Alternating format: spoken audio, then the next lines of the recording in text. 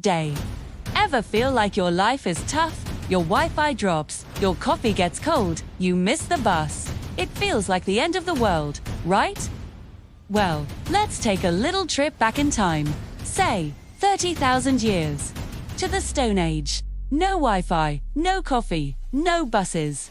Just you, a flint spear, and a world that is actively, relentlessly trying to kill you. So, here's the question. If you were suddenly dropped into this brutal, prehistoric landscape, what would kill you first? Let's start with the big, flashy, and frankly terrifying threats, the ones that get all the screen time in the movies. Predators. You're walking through a forest, maybe foraging for some berries, and you hear a rustle in the undergrowth. You freeze. It's not a squirrel, it's a Smilodon, a saber-toothed cat, a 400-pound killing machine with canines the size of kitchen knives. It sees you not as a person, but as lunch. Its powerful muscles bunch, ready to pounce. In our world, the most dangerous animal you might encounter is a grumpy goose. In the Stone Age, you are firmly in the middle of the food chain, and you're not at the top. Dire wolves hunting in packs, massive short-faced bears that could dwarf a modern grizzly. These weren't just monsters from a fantasy story. They were the neighbors, and they were always hungry. Your chances in a one-on-one fight. Let's be generous and say slim to none. Running might work, but these animals were built for the chase. Sword. One wrong step, one moment of inattention, and your journey back in time ends in a violent, bloody mess. But maybe you're smart. You're cautious. You travel in a group. You build strong fires at night, and you manage to avoid becoming a predator's next meal. Great! Now you just have to worry about the other humans. We often romanticize the past, imagining noble savages living in harmony with nature. The archaeological record tells a very different and much more violent story. Skulls found from this period frequently show evidence of lethal blunt force trauma. We see fractures, caved-in foreheads, and spear points embedded in bone. This wasn't accidental. This was murder. Why so much violence? Resources. That patch of berries you found. Another tribe wants it. That cave that offers perfect shelter from the elements. Another family is willing to kill for it. In a world of scarcity, competition was fierce and often deadly. Life was cheap, and a stranger from another group was more likely to be seen as a threat or a rival than a friend. Forget courtroom dramas and police investigations. Justice was swift, brutal, and often delivered with a heavy rock or a sharpened stick. Your ability to survive might depend less on your skill with a spear and more on your ability to navigate the treacherous social landscape of tribal politics. Make the wrong enemy, and you might not wake up the next morning. So, even if you escape the saber-toothed cat, you might fall victim to the person sleeping next to you. Okay, so you're a skilled diplomat and a master of predator evasion. You've survived the beasts and the brawls. Surely you're in the clear, right? Not even close. Because now we enter the realm of the hidden killers, the mundane dangers of daily life that become lethal without modern medicine. Let's say you're chasing a deer. You're focused, you're agile, and you trip. You fall awkwardly and feel a sharp, sickening crack in your leg. It's a compound fracture. Bone is sticking out of your skin. Today, that means a trip to the emergency room, a cast, and a few months of Netflix. In the Stone Age, that's a death sentence. Without the ability to set the bone properly, it will heal wrong, leaving you permanently crippled. But you probably won't even live that long. The open wound is a gateway for every bit of dirt, grime, and bacteria in the environment. Foo. Within hours, the area becomes hot, swollen, and red. Infection sets in.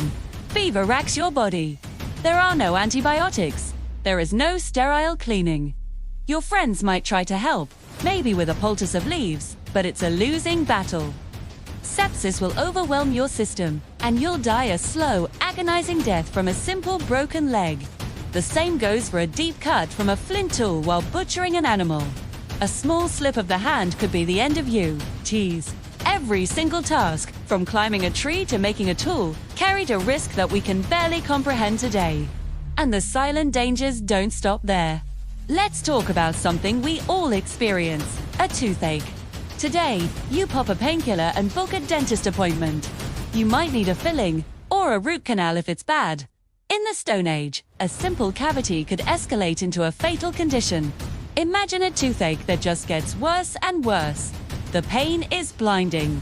An abscess forms, a pocket of pus at the root of your tooth. The infection swells your jaw, making it impossible to eat. Soon, that infection doesn't stay in your mouth. It spreads into your bloodstream, a condition called septicemia. Your organs begin to shut down, all from one bad tooth. Archaeologists examining prehistoric skulls are often struck by the extreme wear and tear on the teeth. Their diet was gritty, and without dental hygiene, problems were inevitable and incredibly dangerous. That dull throb in your jaw wasn't an inconvenience, it was a potential killer knocking at the door. So, we have predators, violence, accidents, and dental disasters. Any one of these could easily claim you. But if we were to place a bet on the single most likely thing to kill you in the Stone Age, it wouldn't be the fangs of a tiger or the club of an enemy. It would be something you can't even see. The undisputed #1 killer of the prehistoric world was disease, driven by relentless infection. Think about your daily life. You drink water from a tap, confident it's been treated and is safe. Your food is refrigerated and cooked to kill harmful bacteria. In the Stone Age, every sip of water from a river could be teeming with parasites or bacteria, like E. coli or cholera, leading to dysentery, brutal illness causing severe dehydration that would kill you in days. Every meal of scavenged meat could be a lottery ticket for salmonella or trichinosis.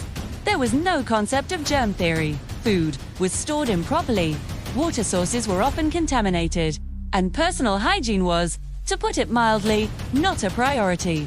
A simple stomach bug, something we'd treat with rest and fluids, could easily become a fatal disease. And for half the population, there was another, incredibly high-risk event, childbirth.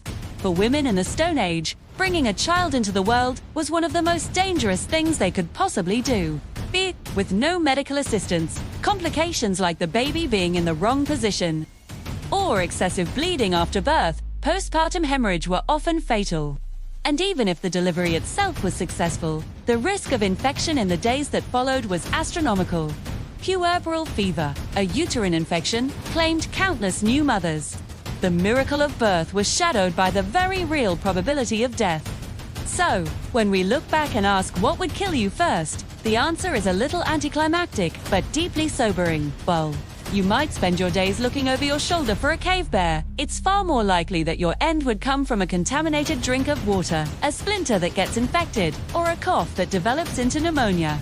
The Stone Age was a world at war with the human body, and its most effective weapons were microscopic. It was a constant battle against an invisible, ever-present enemy. The greatest danger wasn't the roar you could hear, but the silence of a fever setting in. It truly makes you appreciate that clean glass of water and the simple miracle of a bar of soap. Thanks so much for journeying back in time with us.